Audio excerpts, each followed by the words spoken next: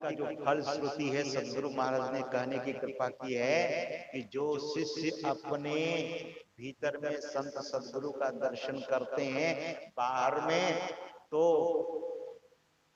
कभी उनका स्थूल शरीर था तब लोग दर्शन कर लेते थे, अपने को बहुत अहोभाग्य समझते थे, लेकिन अब तो लोगों को दर्शन करना होगा भीतर में। लेकिन अभी भी जो भाव से पुकारते हैं तो सदगुरु महाराज सौ शरीर प्रकट हो जाते हैं, अभी भी ऐसा होता है। मैं हांगकांग में था और मेरी फ्लाइट लेट हो गई और संयोग ऐसा हुआ कि जिस सेठ के घर में जाना था, सिंगापुर से फ्लाइट लेकर चला, हांगकांग पहुंचा, बीच में ट्रांजिट था तो लेट हो गया फ्लाइट। और सिंगापुर से हड़बड़ी में चला था, जो एड्रेस का कार्ड था वो वहीं रह गया, छूट गया। हांगकांग एयरपोर्ट पर जब मैं उतरा तो सोचा कि अब कार्ड निकाल करके सेठ जी को फोन में कर देता हूं। जब कार्ड खोजने लगा तो कार्ड मेरे बैग में था ही नहीं। एयरपोर्ट पर रह नहीं सकते थे, एयरपोर्ट पर रहने का कहीं कोई गुंजाइश नहीं। और तब मैं बड़ा असमंजस में पड़ गया कि पहली बार मैं हांगकांग आया हूं, तो जब किसी को पूछता था कि बस कहां से मिलेगी, मेट्रो कहां से मिलेगी, तो वे लोग कहते थे कि we don't speak English, do you know Mandarin? Mandarin जानते हो? अंग्रेजी हम लोग नहीं बोलते। तो मैं कहता था you are speaking English, how do you say, how you are saying you are not knowing English?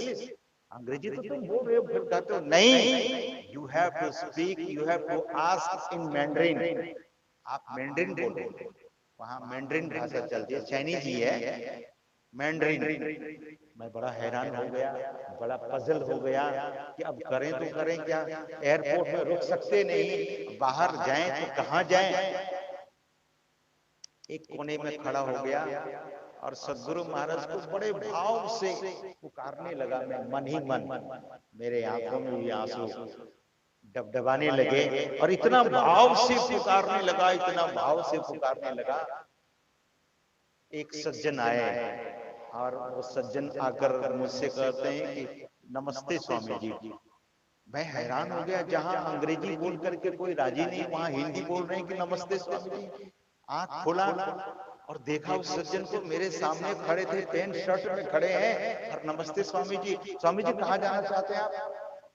तो मैं अपनी सारी बात बताया कि विद्या झुंझुनवाला एक सज्जन है सेठ जी, और उन्हीं के यहाँ जाना था, लेकिन कार्ड खो गया। मुझे इतना याद है कि वो हैप्पी वैली में रहते हैं, हैप्पी वैली जैसे एरिया का नाम। तो सज्जन ने कहा कि देखिए अभी तो आपको मैं गुरुद्वारा लेकर चलता हूँ, रात भर गुरुद्वारा में रुकिए और सुबह फिर जैसी व्यवस्था होगी वैसी व्यवस्था आप कर लीजिएगा। तो मैं उस सज्जन की बात सुन करके यह सोचा कि यहाँ रहना तो मुश्किल है, एयरपोर्ट में तो थोड़ी देर में पुलिस पूछेगी कि how you are staying here, तो इन्हीं के साथ चल पड़ता हूँ। वे सज्जन गए, बस की टिकट ली, एक मेरे लिए एक अपने लिए। टिकट तो मुझे दिखाई नहीं, लेकिन वो उसने कहा कि मैं टिकट लेकर आ रहा हूँ। बस की टिकट लेकर मेरे अटैची को उठाया और बस में ले जाकर रखा। बस डबल डेकर बस था, मतलब 2 मंजिला बस। तो नीचे में सामान रखा और मुझे बोले ऊपर चलिए, ऊपर बैठ गए। हमारी सोच, इंडियन सोच कि सामान नीचे, बैठेंगे ऊपर, और नीचे कोई सामान लेके गया तब तो पहनेंगे क्या, पैंट शर्ट? ये तो लाल कपड़ा मिलेगा नहीं यहाँ विदेश में। अब मेरे दिमाग में यही बात होती थी, फिर सोचता था कि नहीं, सदगुरु महाराज की कृपा से ही ये सज्जन मिले। जब ऊपर बैठे सीट पर मेरे बगल में, पहले मुझे बिठाए, बाद में वे बैठे, और बैठने के बाद मुझसे पूछे कि आप ध्यान करते हैं? मैंने कहा जी मैं ध्यान करता हूं। तो ध्यान में क्या करते हैं वो बताइए। तो मैं बताने लगा। फिर मेरे मन में बीच बीच में होता था कि ये सज्जन है कौन, इसे पूछूं तो जरा, इनसे एड्रेस तो लूं। तो मैं पूछता था आपका नाम, बोले कि बताऊंगा ना। आपका एड्रेस, बोले बताऊंगा ना। यही टाल करके मुझे फिर ध्यान की बात, अच्छा दृष्टि योग कैसे करते हैं, जप कैसे करते हैं, मानस ध्यान कैसे करते हैं। मैं बड़ा हैरान, विदेश में ये आदमी इस तरह से पूछ रहे हैं। बस पहुंची गंतव्य स्थान पर, बोले कि हम लोग आ चुके हैं गुरुद्वारा के पास, चलिए उतरिए। मैं तो कई बार पूछा उनका नाम एड्रेस, लेकिन नहीं बताए। मेरे सामान उतार करके और गुरुद्वारा, यहाँ से जैसे योगेंद्र बाबू का घर है ना, जोगेंद्र बाबू का घर इतनी ही दूरी में गुरुद्वारा था, दिखता था।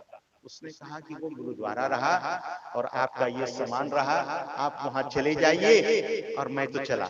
मैंने कहा कि जब आप इतनी दूर लेकर के आए, लगभग आधा घंटा तक सफर हुआ है, इतनी दूर लेकर आए, तो वहां तो मुझे कोई जानता नहीं है। बोले नहीं नहीं, आप जाइए, वहां सब व्यवस्था आपकी हो जाएगी, आप जाइए तो सही। तो मैंने पूछा कि ठीक है, आपने बड़ी मदद की है, बहुत कृपा की है, आप अपना नाम और आप अपना एड्रेस दे दीजिए। बोले हमारे पास कोई एड्रेस वगैरह नहीं है। एक दो कदम चले, उसके बाद वो आदमी गायब हो गए। मैं हैरान हो गया। वो आदमी जब गायब हो गया तो मेरे पैरों तले जमीन खिसक गई कि कौन थे ये।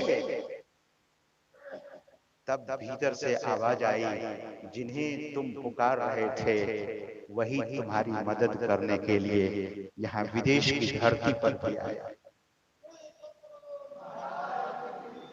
सज्जनों, मैं बहुत देर तक वहीं खड़ा रहा, सदगुरु महाराज को याद करता रहा कि आप किस किस रूप में कहां कहां भक्तों के लिए तैयार हो जाते हैं। सज्जनों, जब मैं उस गुरुद्वारा में गया और गेट बंद हो चुका था, रात के 1:30 बज रहे थे,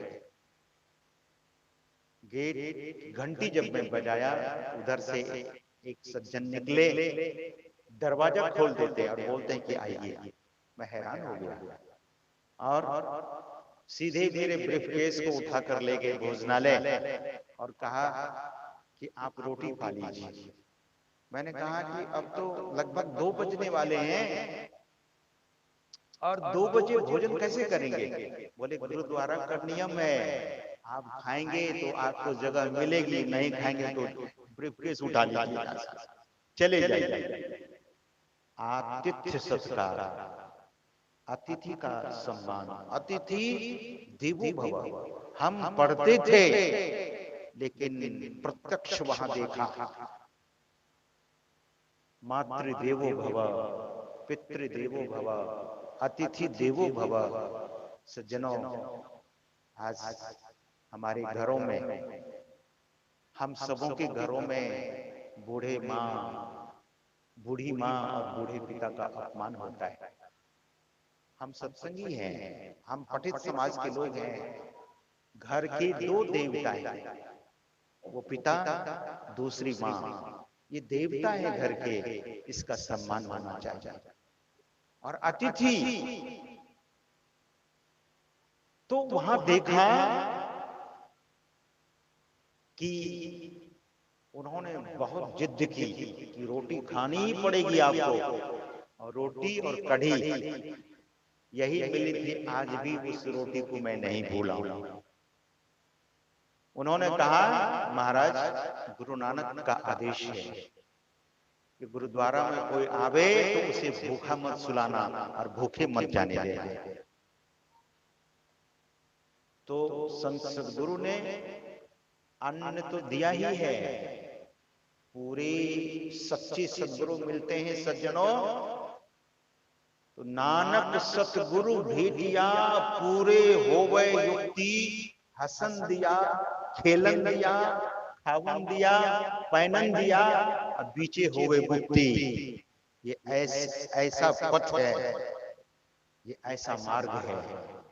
हसन दिया, खेलन दिया, खावन दिया, पहनन दिया। पहनन दिया मतलब समझते हैं, पहनने के लिए दिया, खाने के लिए दिया, खाने के लिए दिया, और हंसते खेलते हम मुक्त हो गए। हसीबा, खेलीबा, धरिबा ध्यान। वे कहते हैं कि हसीबा, खेलीबा, धरिबा ध्यान। गुरु गोरखनाथ जी महाराज कहते हैं, अहिनिसी लेवा ब्रह्म ज्ञान, हसे खेले न करे मन भंग, अते सदा नाथ के संग। वे नाथ के संग यानी परमात्मा के संग, जो हंसते भी हैं, खेलते भी हैं, लेकिन अपना मन भंग नहीं करते, मन को बिखेरते नहीं हैं। तो सज्जनों, जो सर्व समर्थ गुरु सदगुरु महाराज ने कहा कि हरहु भव दुख, देहु अमर सुख, सर्व दाता समर्थ हो। वे सब कुछ देते, सर्व दाता समर्थ हो। जो तुम चाहे हो यही सोई, सब कुछ तुम्हारे हथ हो। लेकिन ये उस भक्त के लिए है जो तन मन धन से समर्पित कर चुके हैं, और जो तन मन धन से समर्पित किया है वे करते जरूर हैं। सदगुरु महाराज ने कहा कि तन मन धन को अर्पी, गुरु पद सेव करो, मैं ही आज्ञा पाली, दुस्तर भव सुख से तरो। आप ध्यान दीजिए, दुस्तर भव संसार